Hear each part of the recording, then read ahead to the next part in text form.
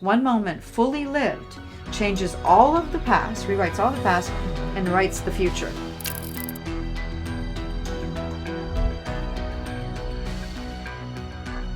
Speaking of the child, Yeah. a child wouldn't bypass a miracle. A child wouldn't bypass a blessing that happened. They would be like, what just happened? So I think a lot of alchemy is being open enough to see what's happening around you, especially when it's miraculous. That being said, can you go into your inner child? Because I think a lot of people don't understand an inner child and what that means. And it's like some like yogi term, right? I get it. Like a lot of the time, like we're like, connect with Yeah. your inner child. And No. so many people are like, what are we talking about? So there's a word in alchemy that, or a sentence in alchemy that is a key. It says, in the innocence of the moment, the song of the self becomes whole.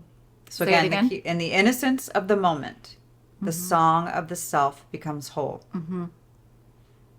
Again, I'm going to say it one more time. In We the do things in innocence of threes. the moment, the song of the self becomes whole. Mm-hmm. Within every being exists a whole level of androgynous power. The key of that power is a child, innocence, that lives in the moment. Children live in the moment. They're not out in the future. They're very present in the moment. They're so innocent that they're taking in every detail as part of their experience to understand that experience and evolve. So the child within, it's about 5 years old, is intact, innocent, and never, ever has been affected by the unreal. There's an inner babe that is aligned with the child. This is the inner family. This is the inner This is family. what we This call is the inner family. alchemical family that exists within all beings Okay. of power. Inner babe that is less than a year old, closest to source, operating in undifferentiated space. There's no recognition between it's just texture. So it's everything blends. Imagine a abstract painting in which everything blends and nothing has been defined yet. It's just this undifferentiated experience of space. Dream. And innocence. Taking it all in. Okay. Then there's a nurturer, which is the feminine quality of a mother, who is responsible for ensuring that all of the surroundings of a space are curated to support this vast power that is the innocence of the child. So ensuring that all is there for you. So you do this. This nurturer is there for you to access this power.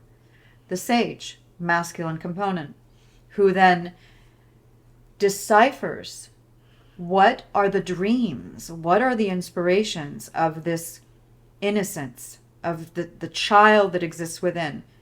How often does one ask themselves, you do, what makes my heart sing? What inspires me?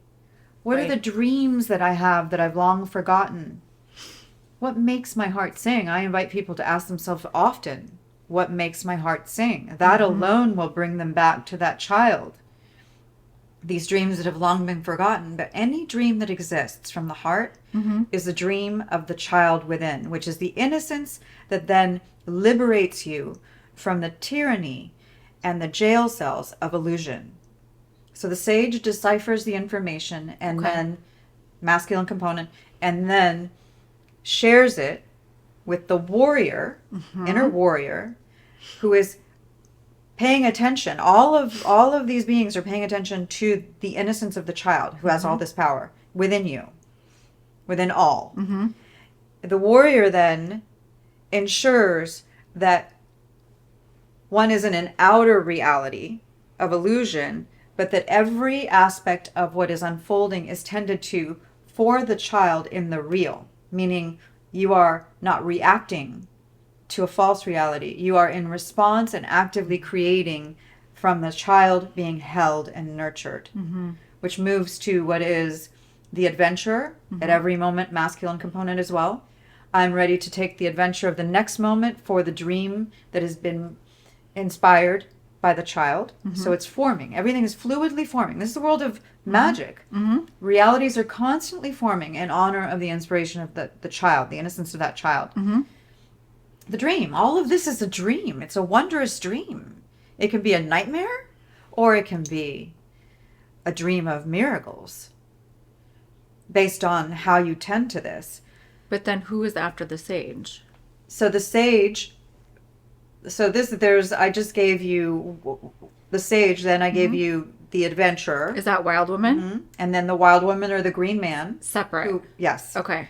So they actually create a cross. It's a horizontal and a vertical axis behind the belly button. Okay. At the base of the spine, this information, this power exists in all beings.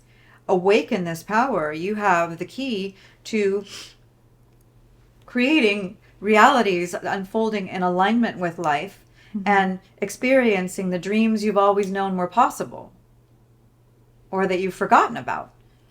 Would you say that you should tend to each one of those members of your inner family to be balanced, or are we really just tending to our inner children?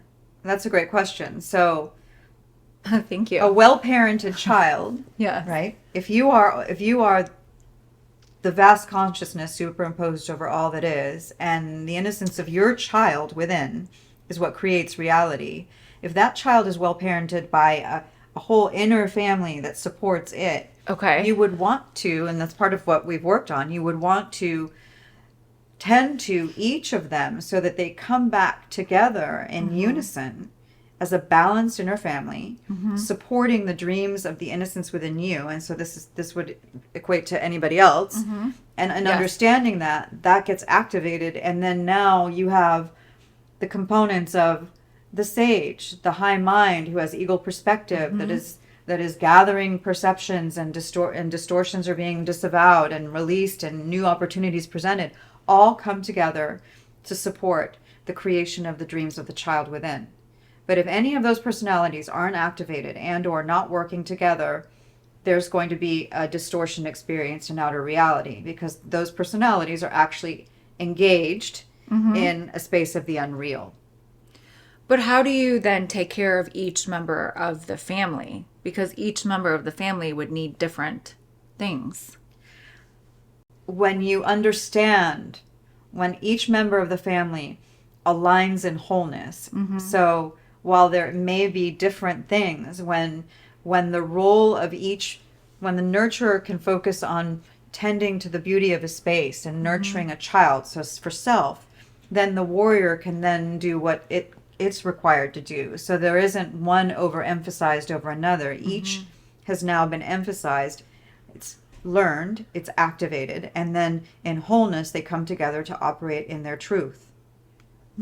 So it isn't, I have to do this in order for this. This is an automatic thing that already exists within you. When it is accentuated and called in unison, the distortions that have been keeping them apart immediately dissolve. So it isn't that you have to work lifetimes or 10 years in order to have the inner child activated to be working properly, and then that's going to be another year in order for the warrior to then be doing what it's required to do.